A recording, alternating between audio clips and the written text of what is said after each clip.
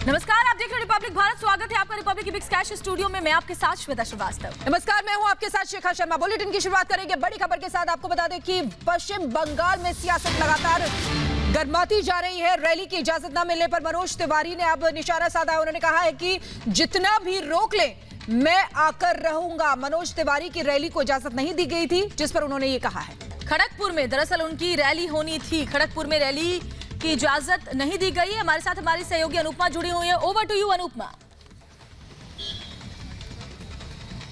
बिल्कुल श्वेता, देखिए इस वक्त की बड़ी खबर अपने दर्शकों को बता दें, जहां पर मनोज तिवारी की रैली को इजाजत जो है खड़गपुर में नहीं मिल पाई, जिसके बाद मनोज तिवारी ने हेलीकॉप्टर से एक वीडियो जारी किया जिसमें उन्होंने साफ तौर पर कहा कि चाहे जितना भी रोक लिया जाए लेकिन मैं नहीं रुकूंगा, मैं आऊंगा वहां पर। और उन्होंने इतना ही नहीं, उन्होंने कहा मेरा मन बहुत ज्यादा दुखी है, लेकिन ममता बनर्जी की सरकार लगातार इस तरीके की जो चीजें कर रही है वो बेहद गलत है लोकतांत्रिक देश के अंदर। आपको याद होगा 2019 का लोकसभा चुनाव, जिस वक्त सीएम योगी आदित्यनाथ के हेलीकॉप्टर को इजाजत नहीं दी गई थी, दीनापुर के अंदर उनकी रैली होनी थी।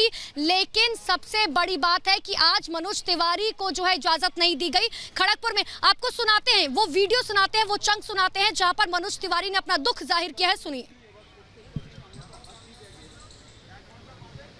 मैं पश्चिम बंगाल में हूँ। आज खड़गपुर में मेरा कार्यक्रम था। मेरे हेलीकॉप्टर को उतरने की परमिशन अचानक कैंसिल की गई है। मुझे लगातार फोन आ रहा है वहाँ से और मैं बहुत दुखी महसूस कर रहा हूँ। खड़गपुर की जनता परेशान न हो, हम देखते हैं इसको कैसे कर सकते हैं। ये कितना रोकेंगे, हम आएंगे जरूर।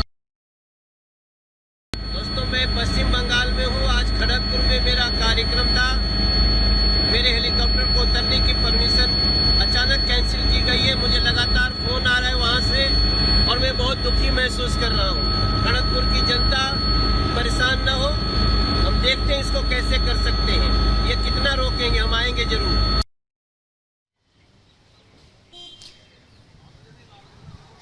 तो देखिए लगातार हम अपनी ये खबर बता रहे हैं अपने दर्शकों को कि किस तरीके से आखिर सबसे बड़ी बात है मनोज तिवारी को इजाजत नहीं दी गई है।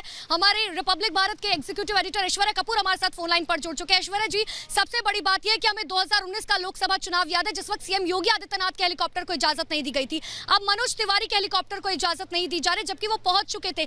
लोकतांत्रिक देश के अंदर इस तरीके की चीजें कितनी जायज ठहराई जा सकती है?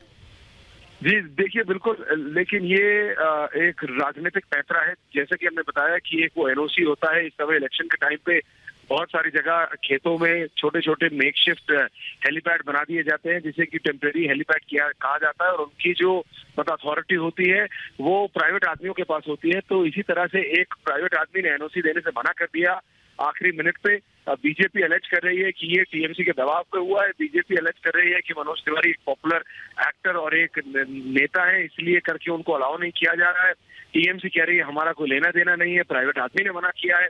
बीजेपी इलेक्शन कमीशन जाने वाली है, वेस्ट पश्चिम बंगाल की इलेक्शन कमीशन। मनोज तिवारी की आज 2 रैलीज थी और फिर वो दूसरी जगह जाने से पहले उन्होंने ये एक वीडियो मैसेज भेजा है, जो कि अभी आपने हमारे दर्शकों को सुनाया। बीजेपी और तृणमूल कांग्रेस दोनों के ही बीच चोटी की टक्कर है। पश्चिम बंगाल को लेके बीजेपी पहली बार सेंस कर पा रही है कि वो पश्चिम बंगाल में अपना परचम लहरा सकती है। वहीं तृणमूल कांग्रेस को और ममता बनर्जी को अपनी सत्ता हाथ से जाती दिख रही है। कहीं ना कहीं कांटे की टक्कर है, 50-50 का चांस है। इसीलिए कोई मौका छोड़ना नहीं चाहता है, चाहे वो भारतीय जनता पार्टी हो या फिर तृणमूल कांग्रेस। इसी के चलते आप देख रहे हैं ये सारी छोटी छोटी चीजें भी अब बहुत बड़े करके बना दी जाएंगी, चाहे वो बीजेपी की हो या फिर तृणमूल कांग्रेस की। अब से 2 से 3 दिन पहले हमने देखा था कि ममता बनर्जी के पैर में चोट लगी। बीजेपी ने कहा कोई चोट नहीं है। बीजेपी आज भी उन तस्वीरों के साथ सोशल नेटवर्किंग साइट्स पर उनके नेता ट्वीट कर रहे हैं कि 2 दिन के अंदर प्लास्टर से आप क्रे बैंडेज पे आ गई। तो इस तरह के कमेंट्स आते रहेंगे, इस तरह की टिप्पणियां आती रहेंगी, क्योंकि इलेक्शन बहुत ज्यादा हाई वोल्टेज होने वाला है पश्चिम बंगाल में। टीएमसी चाहती है कि किसी भी तरह तीसरी बार मुख्यमंत्री बने ममता बनर्जी। वहीं बीजेपी ये अब थाम के बैठ गई है कि इस बार कुछ भी हो जाए, इससे बेहतर मौका भारतीय जनता पार्टी को पश्चिम बंगाल में सत्ता में आने में नहीं मिलेगा। और ये बात बीजेपी के वरिष्ठ नेता समझ चुके हैं। इसीलिए मनोज तिवारी के साथ जो हुआ वो कल को किसी और वरिष्ठ नेता के साथ ना हो जाए, उनके राष्ट्रीय अध्यक्ष के साथ ना हो जाए, किसी और नेता के साथ ना हो जाए। इसलिए बीजेपी इसको यहाँ पर लोकतंत्र का जब सबसे बड़ा त्योहार होता है, अगर उसमें एक हेल्दी राजनीति होती है तो बहुत अच्छा लगता है। लेकिन ममता सरकार की तरफ से हमने लोकसभा चुनाव में भी देखा, और अब जब विधानसभा चुनाव है उसमें ओछी राजनीति करना बिल्कुल भी ठीक नहीं है। जी देखिए, ये बात दोनों तरफ के लिए लागू होती है, चाहे वो भारतीय जनता पार्टी हो या फिर तृणमूल कांग्रेस।